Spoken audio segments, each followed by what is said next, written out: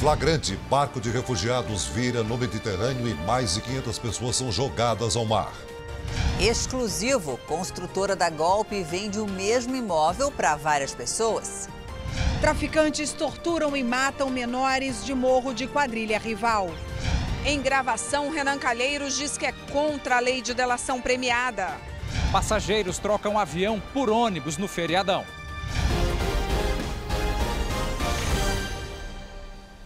Boa noite. A cunhada de Ana Hickman, Giovana de Oliveira, foi transferida para um hospital particular em São Paulo. Ela foi baleada por um homem que invadiu o quarto de hotel em Belo Horizonte. O atirador foi morto. O irmão dele e um segurança do hotel foram ouvidos hoje pela polícia. Um segurança do hotel foi o primeiro a depor. Disse à polícia que, ao chegar ao apartamento de Ana Hickman, Gustavo, cunhado da apresentadora, chorava muito. Ellison de Pádua, irmão de Rodrigo, também prestou depoimento. Contou que o caçula da família era solitário e vivia da venda de doces que produzia com a mãe. Ainda de manhã, Giovana foi transferida de helicóptero para um hospital em São Paulo. O quadro de saúde dela é estável. Uma das primeiras visitas foi a de Alexandre, marido de Ana Hickman. Os depoimentos terminaram. A polícia agora aguarda o resultado da perícia para terminar o inquérito.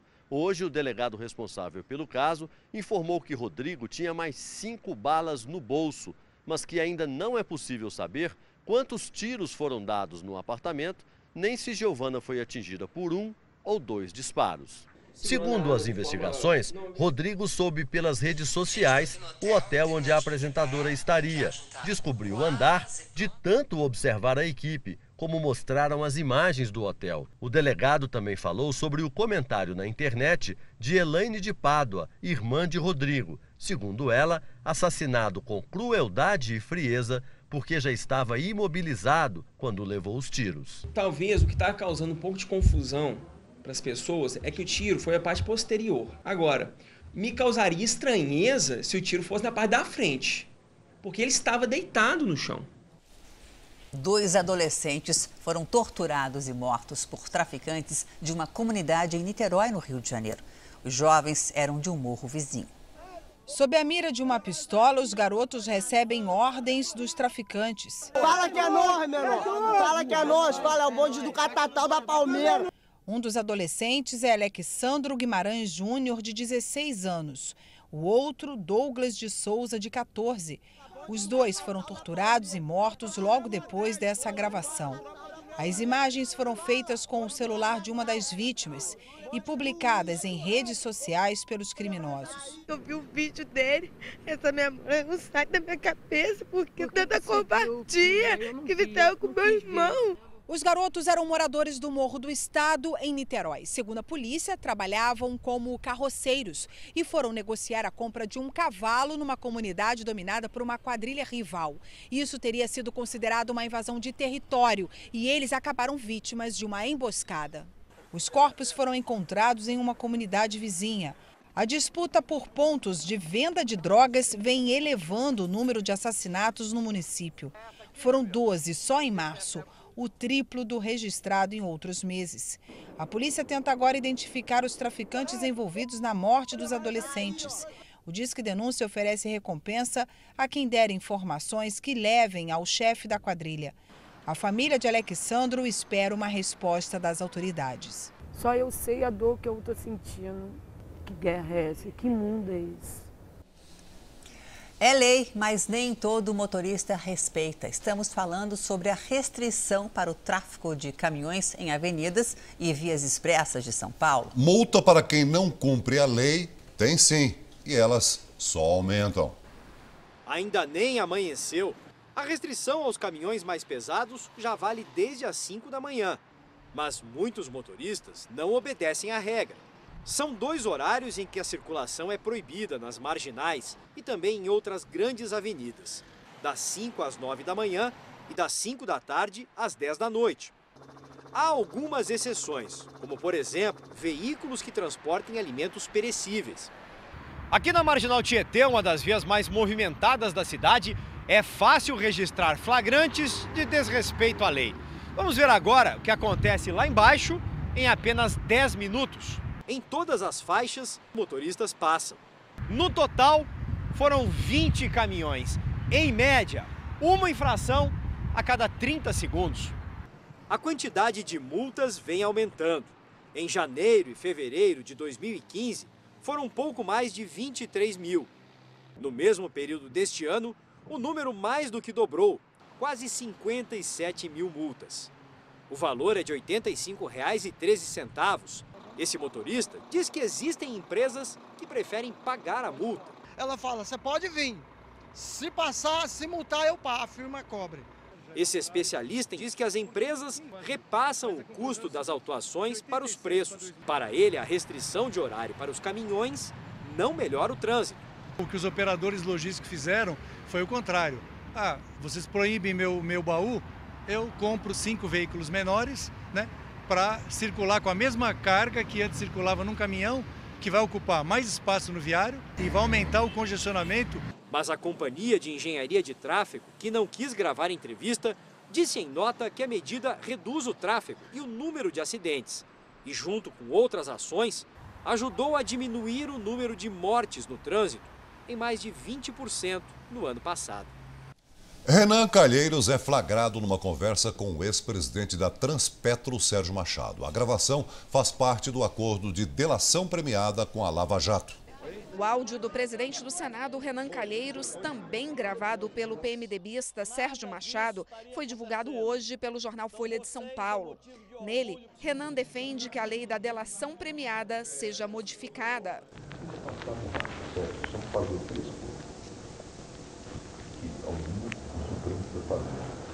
Primeiro, não pode fazer delação premiada por isso. Primeira coisa. Que aí você regulamenta a delação e estabelece isso. Em outro trecho da conversa, Renan diz que estão todos com medo da Operação Lava Jato, principalmente o senador tucano Aécio Neves, que teria procurado o presidente do Senado para conversar sobre a delação do ex-senador Delcídio do Amaral. Aécio está com medo de eu conversar sobre isso. Diga que você disse para mim esse negócio do Delcídio, que tem mais alguma coisa. Não, eu fui no PSDB 10 anos, né? Eu fui da PSDB 10 anos.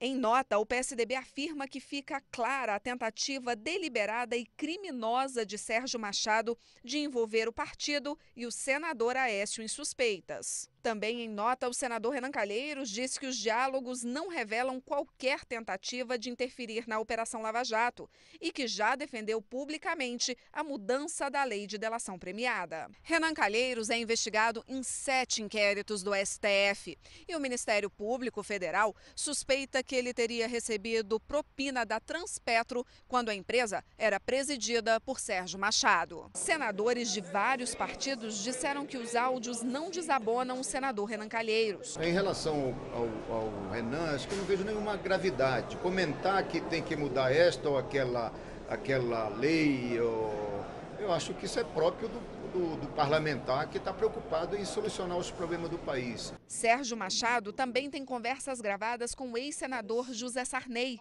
Nos diálogos, Sarney prometeu a Machado ajuda para evitar que o caso dele caísse nas mãos do juiz Sérgio Moro. O ex-senador José Sarney lamentou que as conversas privadas tenham se tornado públicas. A seguir, Dilma quer incluir gravação de Jucá na defesa contra impeachment. E ainda nessa edição, uma reportagem exclusiva. Construtora é acusada de vender o mesmo apartamento para várias pessoas.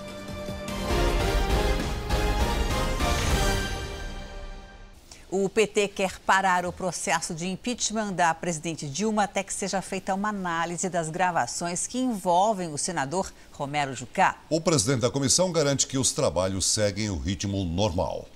Para os petistas, o resultado do processo de impeachment seria outro se a gravação tivesse sido divulgada. Se isso saísse antes, quando foi gravado em março, a gente não teria aprovado o impeachment na Câmara e no Senado. O áudio será anexado à defesa de Dilma, mas os trabalhos da comissão não serão interrompidos. Nós, de imediato, respondemos com a nota técnica que aquilo não era objeto que pudesse interferir nos trabalhos, no andamento da comissão. Para o processo avançar, o parecer do relator, indicando a prática de crime de responsabilidade da presidente afastada, precisa de aprovação da maioria simples no Senado.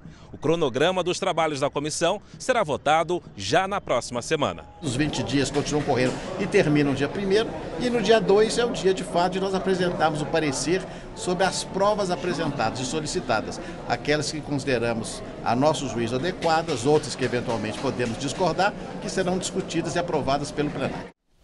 4 cidades baianas participaram do revezamento da tocha olímpica no Brasil.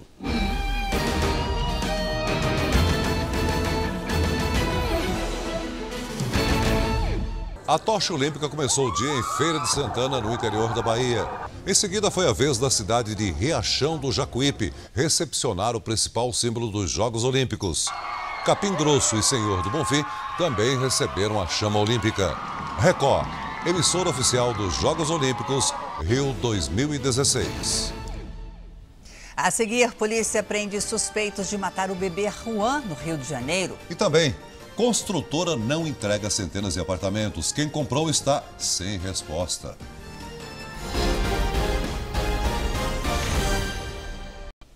O governo conseguiu aprovar no Congresso a nova meta fiscal para este ano. Foi a primeira vitória de Michel Temer no parlamento. O que o presidente Temer chamou de primeiro teste para o novo governo no Congresso foi mais difícil que o esperado. Só na madrugada de hoje é que foi aprovada por votação simbólica a autorização para o Executivo fechar as contas de 2016 com um rombo de mais de 170 bilhões de reais. Uma bela vitória. O Planalto contou com um aliado importante para esta vitória, o senador Renan Calheiros. Como presidente do Congresso, ele enfrentou a oposição, principalmente vinda do PT, e rejeitou vários pedidos de votação em separado. O ministro da Fazenda comemorou o resultado. Por meio de nota, disse que ele representa um passo importante para a redução das incertezas na trajetória das contas públicas. Henrique Meirelles também ressaltou que o Congresso está comprometido com a superação da crise e com a recuperação da economia. O presidente Temer segue marcando diferenças de estilo com a gestão de Dilma. Recebeu com honrarias 6 novos embaixadores para a entrega de credenciais e reuniu-se com cada um em separado. O da Venezuela não compareceu, alegando problemas de saúde. No final do dia, o Planalto anunciou a criação de um comitê de monitoramento de fronteiras, que integrará vários ministérios, além da Receita e da Polícia Federal, para o combate ao tráfico de drogas, armas e mercadorias. O governo prevê uma grande operação para antes das Olimpíadas. Uma operação que irá envolver em torno de 15 mil homens na fronteira, algo como 27 aeronaves, 8 navios e 80 lanchas, a um custo de 9 milhões de reais. O ministro da Fazenda, Henrique Meirelles, anunciou agora à noite o nome de Paulo Rogério Caffarelli para a presidência do Banco do Brasil e de Gilberto Occhi para a Caixa Econômica Federal. O Brasil fechou em abril 62.844 postos de trabalho com carteira assinada. Isso segundo o Cadastro Geral de Empregados e Desempregados, o CAGED. O número é menor que o de abril do ano passado, quando foram fechados 97.828 postos. O comércio foi o líder no fechamento de vagas, seguido pela construção civil. Agora os destaques internacionais com os nossos correspondentes.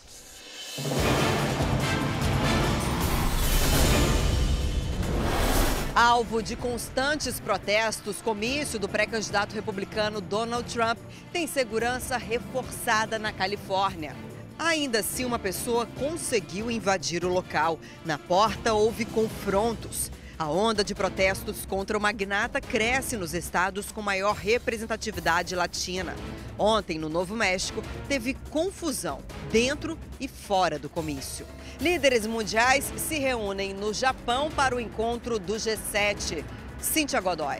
Os países vão discutir o crescimento econômico, o terrorismo e as epidemias globais. Antes do início da cúpula, o presidente americano Barack Obama teve um encontro com o premier japonês Shinzo Abe. Na sexta-feira, Obama fará uma visita histórica a Hiroshima.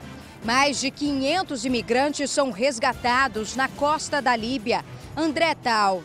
A Marinha Italiana divulgou imagens dramáticas do naufrágio de um barco que seguia para a Europa. As fotos mostram o momento em que a embarcação começa a virar. Barcos italianos prestaram socorro. Ao menos 7 pessoas morreram.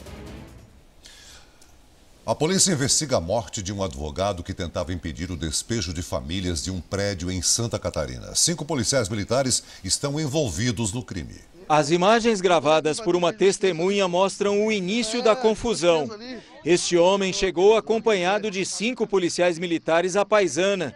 Ele teria apresentado um falso mandado de reintegração de posse. A chave? Devolve a chave. O advogado Roberto Caldarte, de 42 anos, foi agredido e morreu na hora. Ele estava no local para defender os moradores deste prédio em Palhoça, que é alvo de uma disputa judicial. De acordo com as investigações, os inquilinos eram ameaçados de despejo por um suposto oficial de justiça. O comando da Polícia Militar informou em nota que os policiais não estavam a serviço da corporação. Eles foram afastados das funções e tiveram a prisão temporária decretada. Em depoimento, os 5 PMs confirmaram que estiveram no local. A investigação tenta identificar quem é o responsável pelos golpes que mataram o advogado.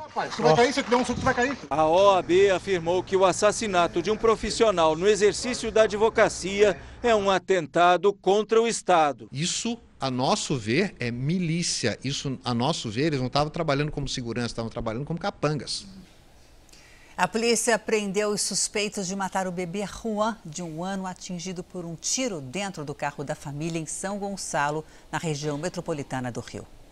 Renato da Silva Fogos Lima, 23 anos, foi quem atirou contra o carro onde estava o bebê Juan Rodrigues. Jonathan Dias da Silva, de 19, pilotava a moto. Essas imagens mostram os dois roubando pessoas no mesmo local onde aconteceu o disparo que matou a criança. Quando o atirador se dirige até a moto para subir na garupa da moto, se aproxima um veículo, um Vectra prata, da moto. Ele se sentiu ameaçado e disparou em direção a esse veículo. Por fim, acabou errando esse alvo primário e acertou um alvo secundário. A polícia chegou aos suspeitos depois de localizar essa moto. O proprietário disse que havia emprestado o veículo para Renato e Jonathan. No momento que eles emprestaram a moto, perceberam que eles estavam armados e logo em seguida eles abandonaram a moto e fizeram contato com o proprietário, exigindo que o proprietário fizesse um registro de roubo, que mentisse na delegacia dizendo que foi roubado para que a gente não chegasse a eles. Jonathan e Renato disseram que estavam assaltando na região para pagar dívidas, mas essa versão não convenceu a polícia. Para os investigadores, ambos são criminosos frios e violentos. Já foram condenados por tráfico e associação ao tráfico e deixaram a cadeia recentemente. A tragédia da barragem de Mariana contribuiu para a destruição da Mata Atlântica. Por isso, o estado de Minas Gerais voltou a liderar o ranking do desmatamento no país. Em poucas horas, Minas Gerais perdeu quase 260 hectares de Mata Atlântica. A floresta foi levada pela lama após o rompimento da barragem de Fundão em Mariana. Isso fez com que o estado voltasse a liderar a lista do desmatamento no Brasil. Minas Gerais vinha registrando queda nos níveis de destruição florestal nos últimos 2 anos. Mas em 2015, a alta foi de quase 40%. Foram derrubados 7.000 hectares de floresta e o principal motivo foi a mineração. O relatório da Fundação SOS Mata Atlântica aponta um desmatamento de mais de 18.000 hectares da mata remanescente no país. O Piauí e a Bahia foram os estados que mais destruíram a floresta, além de Minas Gerais. Nós não somos contra o desenvolvimento, nós queremos que aconteça, mas não às custas das florestas naturais. A Mata Atlântica é patrimônio nacional, nós temos como responsabilidade proteger o que resta de Mata Atlântica no país. Volta a chover no centro-sul do país e ainda faz frio de madrugada. Mínima de 9 graus em Porto Alegre e de 15 no Rio de Janeiro. À tarde, faz 24 em Belo Horizonte e 32 em Belém. Amanhã, uma área de baixa pressão espalha chuva entre o norte gaúcho, parte do centro-oeste de São Paulo. Chove forte ainda entre Amazonas e o litoral do Nordeste. Faz sol nestas áreas amarelas do mapa. Em São Paulo, amanhã chove isolado e faz 24 graus. A partir de sexta-feira, a chuva aumenta. O feriado será muito frio nas regiões serranas do sul e do sudeste. Em Campos do Jordão, mínima de 6 graus. No litoral do Nordeste, a chuva não atrapalha a praia. Amanhã, em Maceió, faz 29 graus.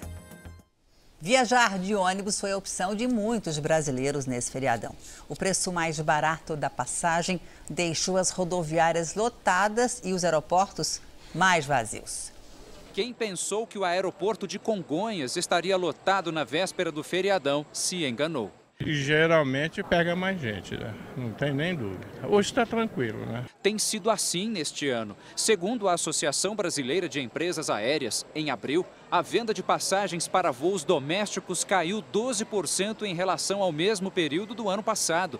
É o 9º mês consecutivo de queda. Esta realidade já é bem diferente para as viagens feitas de ônibus. A procura por passagens tem aumentado nos últimos meses. Em abril, por exemplo, subiu 30% e neste feriadão disparou. Afinal, mais de 150 mil pessoas devem deixar São Paulo nas próximas horas. A maior plataforma de venda de passagens pela internet registrou um aumento de 150% para o feriado. É porque a passagem de ônibus você compra com um preço igual se você vai viajar daqui a uma semana ou se vai viajar hoje à noite. Para o Rio de Janeiro, Alan trocou o céu pela estrada. Paguei aqui R$83. E se fosse de avião? De avião ia ser 200 e cacetada. Então é uma diferença muito grande. Na próxima terça-feira tem novidade na tela da Record. Estreia a novela Escrava Mãe. E antes de encarar a maratona das gravações, os atores se prepararam intensamente no interior de São Paulo.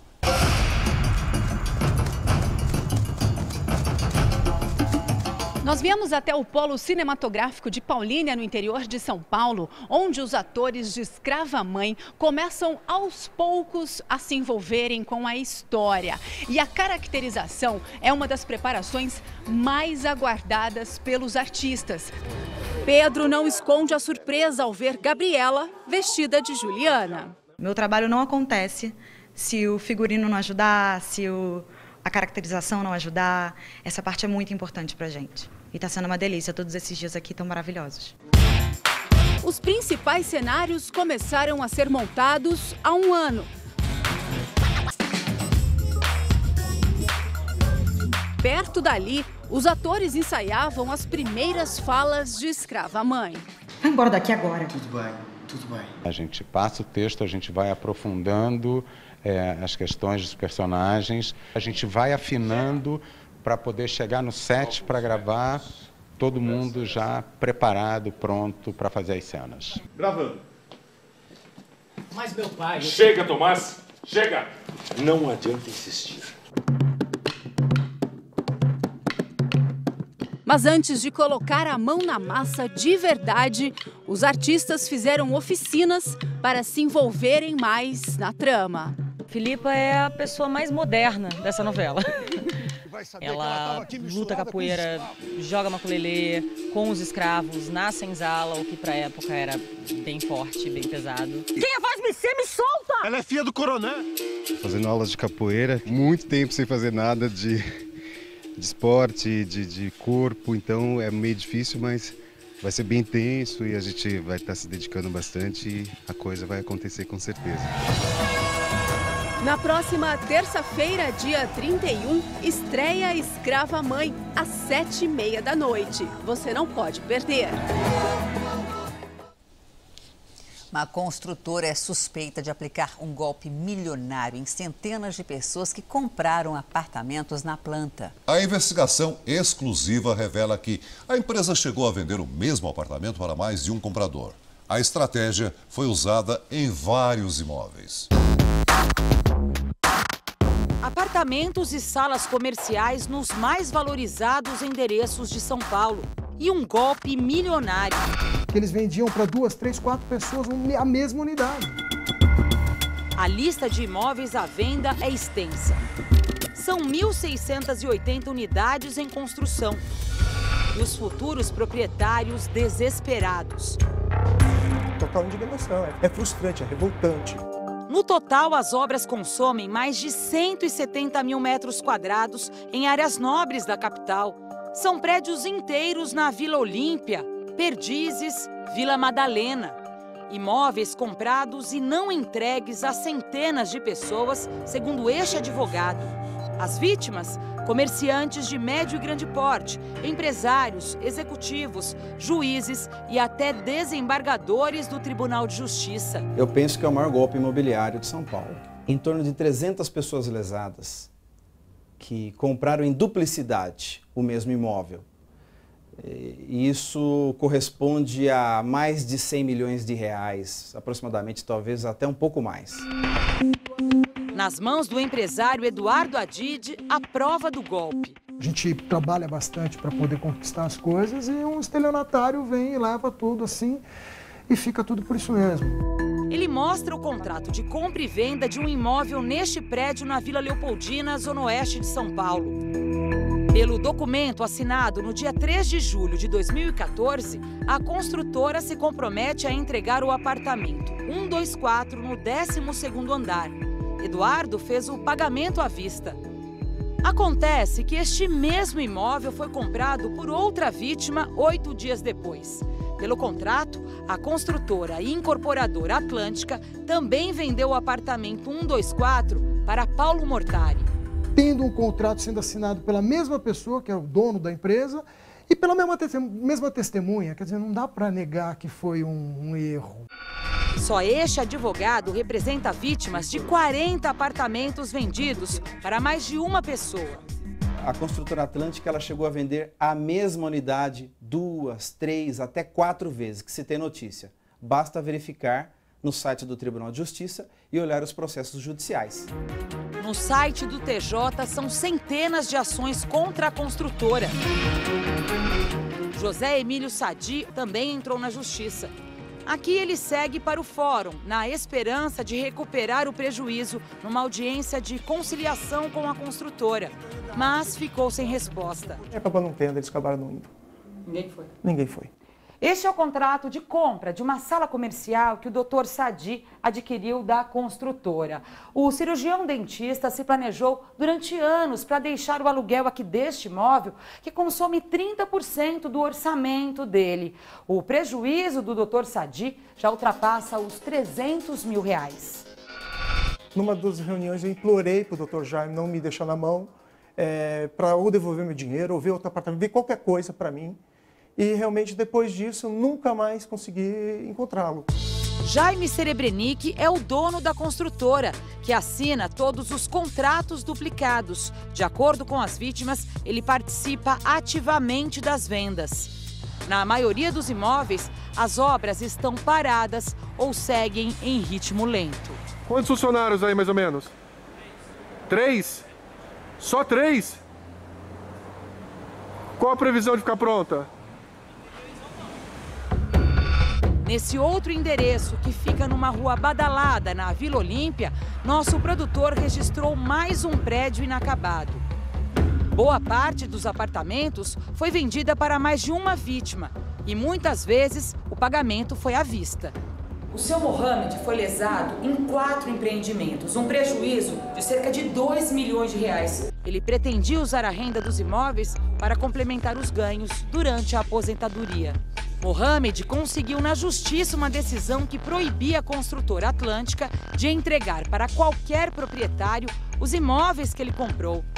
Mesmo com a determinação judicial, a construtora não cumpriu a ordem e há menos de um mês realizou uma assembleia para constituir o condomínio aqui no prédio. Na entrega das chaves, 3 pessoas se apresentaram como proprietárias de uma das unidades e mais 2 vítimas como donas de outro apartamento. Causa uma impotência em termos de vir aqui, assistir à reunião dos condôminos, onde eu não sou o proprietário da chave. No site da construtora, dezenas de imóveis ainda estão à venda. Mas agora a empresa desconversa quando questionada sobre as vendas. Quanto que está saindo esse apartamento? Olha, senhora, eu vou pedir uma gentileza. Por enquanto eu não tenho a venda. Mas se eu tiver alguma coisa à venda, eu entro em contato com o senhor. Você quer deixar o seu telefone? E na região, você tem outros apartamentos para me oferecer? Não, no momento, senhor, nada para oferecer. Nada? Nada, por enquanto não. A construtora Atlântica entrou com pedido de recuperação judicial.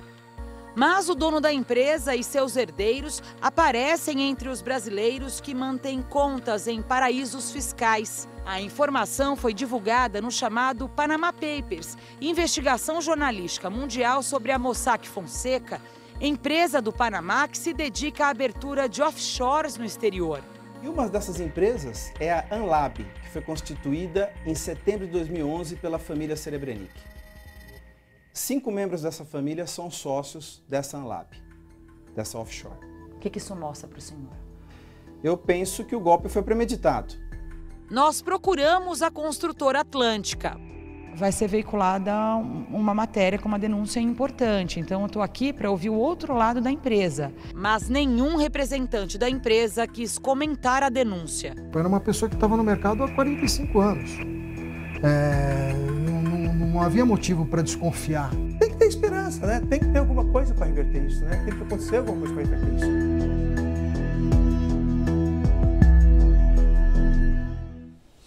Agora há pouco, em nota, a construtora Atlântica informou que passa por uma crise.